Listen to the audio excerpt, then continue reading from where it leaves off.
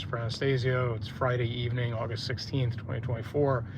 Had wanted to go live more frequently since the market fluctuations over the last several days. Just had some travel, wasn't entirely possible every day to do it. And on top of all that, turned out the market really wasn't melting down the way that it looked like it was. In fact, those wild swings turned into wild gains in the stock market. And once again, it looks like I am dead fucking wrong about predicting, I hesitate to use such a strong word, that the stock market was finally tipping over and was an obvious sign of the next great recession or worse kicking off. Now, that out of the way, guys, let me just say I personally continue to believe that that's where we're headed really, really soon.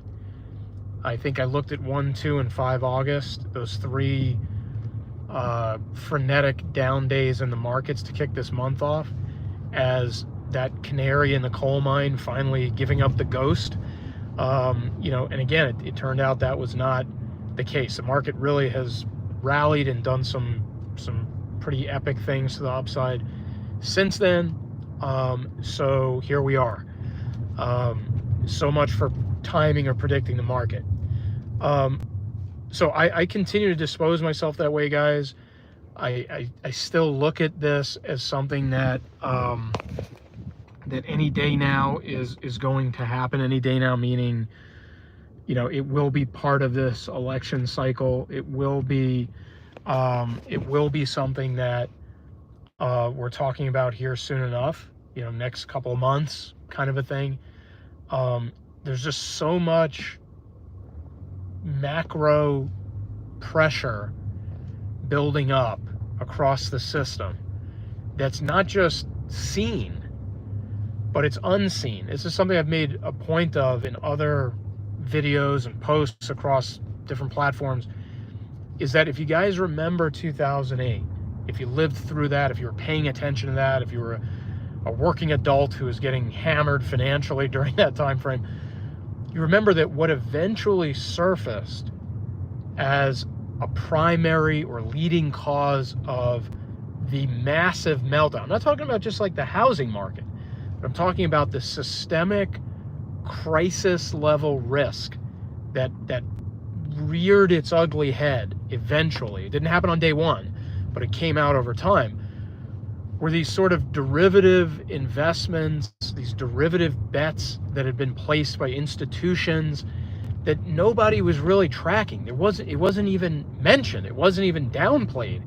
It was just completely buried under the surface.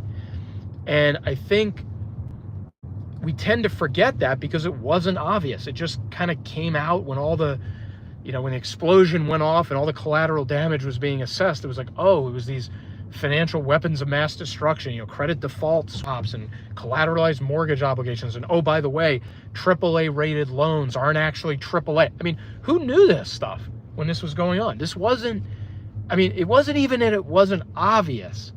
It wasn't spoken of, period. It was a complete non-factor.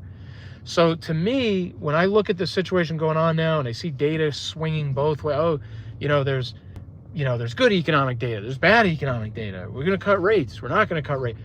That's not even the real play, guys. It's something you and I can't see. It's something you and I, who have our regular lives to attend to, we're not even tracking it. We're not even paying attention to it. We don't even know about it. We're not Wall Street financiers who are, using these volatile investment products, derivatives, whatever the fuck you want to call them. You know what I mean? So that's what's going to blow us up in the end. It's something that's not being spoken of. It's something that's not being addressed. Now, all the surface level stuff will play in somehow. I mean, you got a weakening housing market. I mean, I'm seeing all this data from the accounts I follow. The housing starts are down and the construction's down and the supply, and the mortgage applications are cratering, and price reductions are accelerating. I mean, you see all this stuff. I mean, it doesn't look like anything's happened with it yet, but it's building. The pressure in the system is building. right? Housing market, commercial real estate, the debt is just free falling. I mean, well, it's not falling, it's rising, but you know what I mean? It's accelerating in the pace of tacking on more debt. Now you have proposals from both candidates, cut these taxes, cut price controls, give you $25,000 for a house down payment. I mean, it's like a spending spree in the middle of a debt implosion, right? So it's all unsustainable. It's just, the issue here, guys, when it comes to timing, is you can't time any of it. It's just, there's a fuse. You don't know how long the fuse is. You don't know how, what the extent of the explosives are that have been packed underneath that fuse. We'll only find out after the explosion goes off.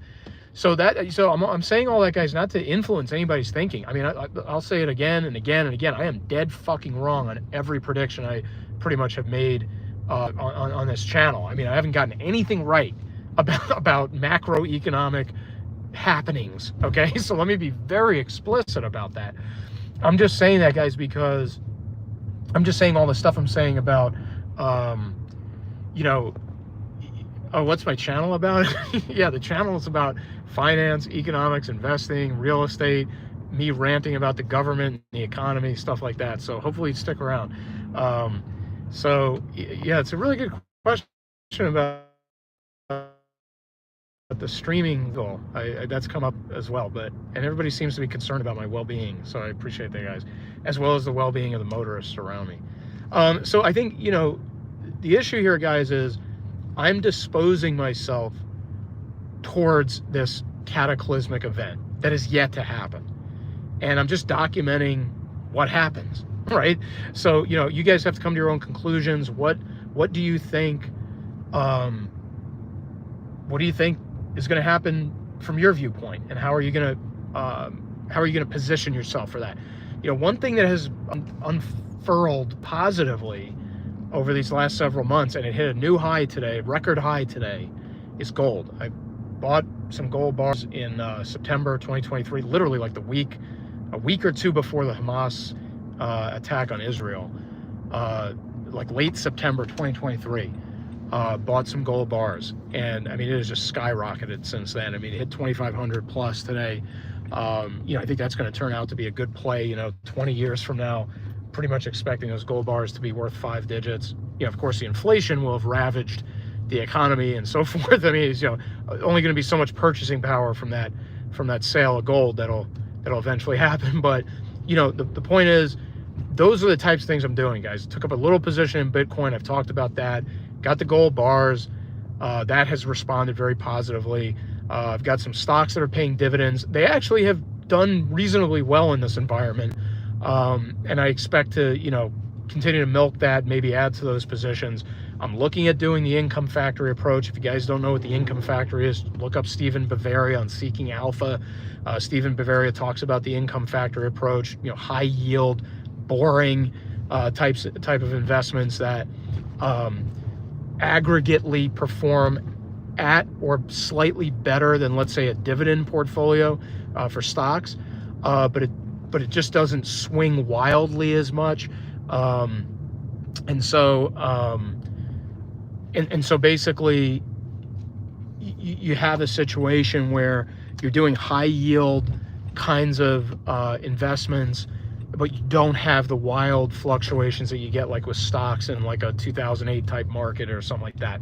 So yeah, check out Stephen Bavaria, check out Seeking Alpha, read his book, The Income Factor, if you're interested in that. And to the question that the individual left about, can I help with trading? Absolutely not. I'm an awful trader. I don't have the temperament for it. I don't know anything about it. If you want to lose money, you could take advice from me on trading. I've tried it before. Just doesn't work for me. I'm much more into, maybe it's the gray hairs and the wizened years, but I'm totally into just buying and holding things forever. Even when the market was cratering 125 August, I didn't even move at all to sell any stocks. I actually added money to my trading account to look for a buying opportunity that then never materialized because the market bounced back. But anyway, so that's the deal, guys. That's kind of just I'm kind of giving you guys just a once over here, reacting to some of the things going on. But really, since the 5th of August, I mean, what's that, for the last 9 trading days? I mean, things have been really really positive in the markets. And, but, there's an account, as I wrap this up, guys, how can I help you in making money? Why should I subscribe to you? I don't think I'm going to be able to help you directly make any money. Maybe you just learn a few things along the way, some things that I've learned. Maybe those things help you make money, stuff like that. Would love it if you subscribed, but not going to BS you. I don't come on here with trading tips and hot stock tips or anything like that. This is all about documenting my own efforts to figure out what's going on economically and what I should do with my own finances. If that's interesting to you guys, like, hey, how is this regular Joe handling this stuff?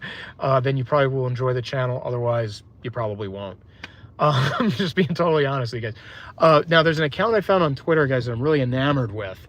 The nickname of the account, I don't remember the handle. The handle might be the same, but the nickname is Darth Powell. Like taking Jerome Powell and kind of making a funny thing out of it. The Darth Powell account has been very entertaining, very similar-minded to some of the things that I put out there and stuff like that. Very, very negative, very bearish on housing and boomers and stuff like that. So, I mean, I'm Gen X, but anyway, the Darth Powell account has been really fascinating. You guys should check that account out if you want to look for some insight on certain things. Darth Powell has posted a lot of interesting reaction and data and so forth on housing, specifically on housing, the residential housing market. He's posted some screenshots of like houses for sale in Arizona and Texas, and just showing how, there's like a glut of houses suddenly on the market, and they're selling for these ridiculous prices that like nobody with a median income could ever afford. It's just really kind of fascinating. Like he's really kind of clued into that pretty strongly, and I've enjoyed his account. And I think, unless you're a boomer, you probably will enjoy his account as well. So that's just a tip for you guys there if you're looking for somebody to follow that's kind of interesting. That's a guy that I've really become quite fascinated with lately. So yeah, check him out, Darth Powell. Look that up on Twitter. Like I said, I don't remember what the exact handle is, but that's the account nickname. But anyway, yeah, guys, so thanks for joining the live stream, guys. Trying to get as many live streams in as I can, or get as much content up as I can on this stuff, and just kind of go from there. But I really, really appreciate everybody who has subscribed, everybody who's joined the live streams, constructively commented, disagreed, agreed, whatever the case may be. I can't tell you guys how much I appreciate it. Just like I said, regular guy trying to figure out the economy, the markets, investing, all this kind of stuff, and just sharing my thoughts kind of with you guys along the way. So hope everybody had a great week. Hope everybody has a great weekend, and we'll be back with you guys no later than next week. All right, and thanks for everybody who joined the live stream and commented. I really appreciate it. You guys have a great night.